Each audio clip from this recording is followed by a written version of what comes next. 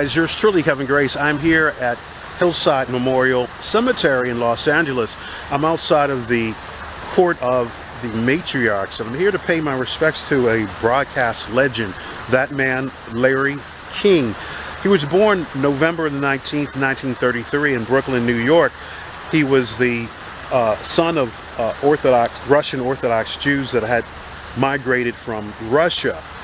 His legal birth name was Lawrence Harvey Zager, and later he wound up changing it to Larry King when he was working at a small radio station. The owner asked him to change it. He didn't like the way the Zager name sounded, and he wound up choosing the last name of King because he had seen an ad for King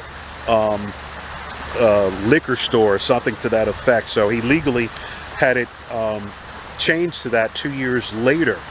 But wow, he's had a great career. In 1978, he had his Larry King show went live, and he also would have a column in the Miami Herald.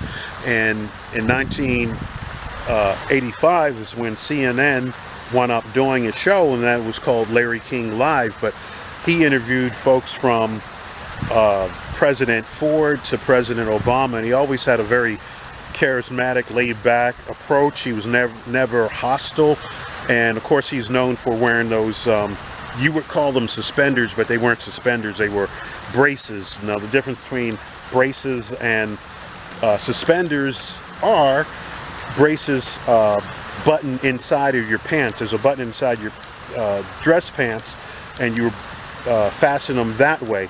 Now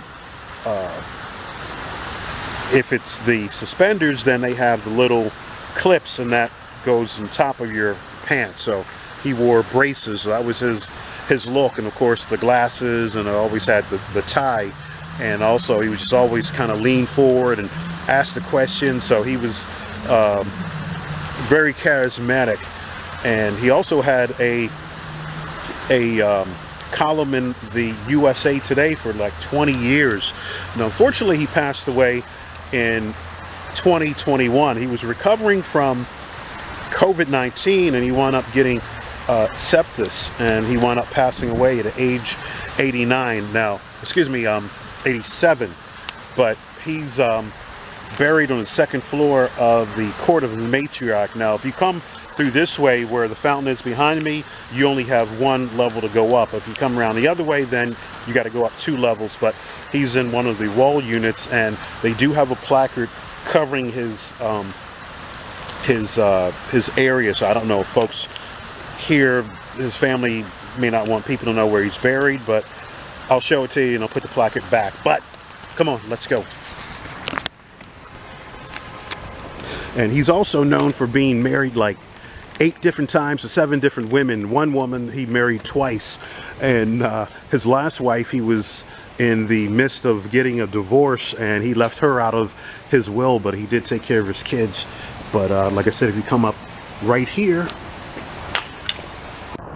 you can see the headstone. I have to take this off here for a second. It says on here, broadcast legend and extraordinary father. We'll be right back after this message. So that's pretty cool. And of course you see the microphone. But anyway, I'll try to put some video at the end of this vlog as well. If you like this video, please subscribe down below, and feel free to leave any comments about the great Larry King.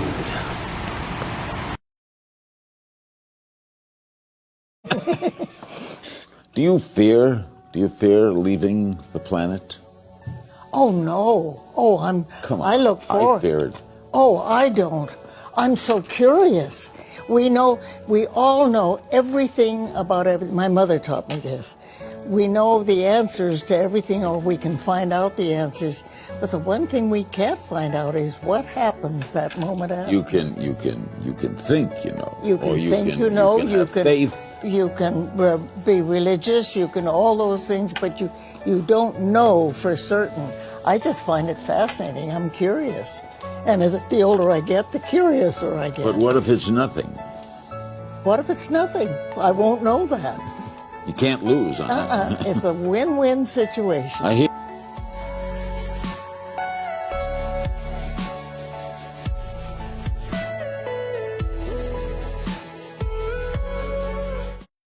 We do have some sad breaking news to share this morning. We just learned that Larry King has died at the age of 87.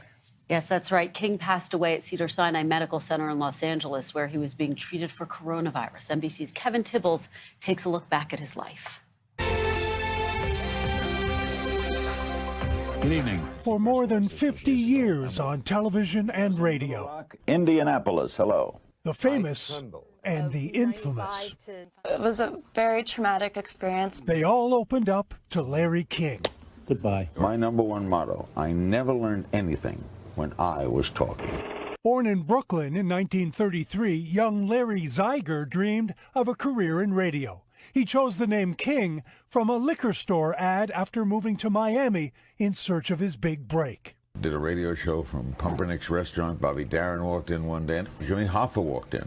Arrested in 1971 for grand larceny, King was acquitted and returned to radio, eventually broadcasting his call-in show nationwide. Welcome to Larry King Live. In 1985, Ted Turner lured him to the fledgling CNN, Any personal regrets? where he became the network's biggest draw, reaching more than 1 million people each night. We can stop that without NAFTA, and we can stop that with a good NAFTA. How do you stop that without NAFTA? His 1993 NAFTA debate was viewed by 11 million, setting a new record for a cable broadcast. King said his secret was not to over-prepare. I was the #1 show on television, Larry. You were. Do you know who I am? And bragged he never read the books his guests promoted. What I worry about is where I think I know too much. The day I go into a studio saying I've asked all the questions and I've heard all the answers is the day I got to quit. In 2010, amid faltering ratings, he was replaced with Piers Morgan. For now, for here, it's time to hang up the nightly suspenders. But rather than retire, he took his show to the internet, and later, Russian broadcaster RT. I just want to make sure that the election is 100% fair. A lifelong Dodgers fan, King survived a heart attack in 1987 and was married 8 times to 7 different women. I never thought this is strange. In fact, I used to think if people were married for a long time, they were strange. Larry King said he hoped to be remembered as a good father and an interviewer who added to the knowledge of the world. Kevin Tibbles, NBC News. What a legacy. And he was the greatest interviewer. That was appointment TV. I remember watching him with my parents every night. You can watch it back now. And the key to his success sometimes in those interviews was the simplest questions solicited the best answers. Yeah, learned a lot from him. All right, well, he will be missed.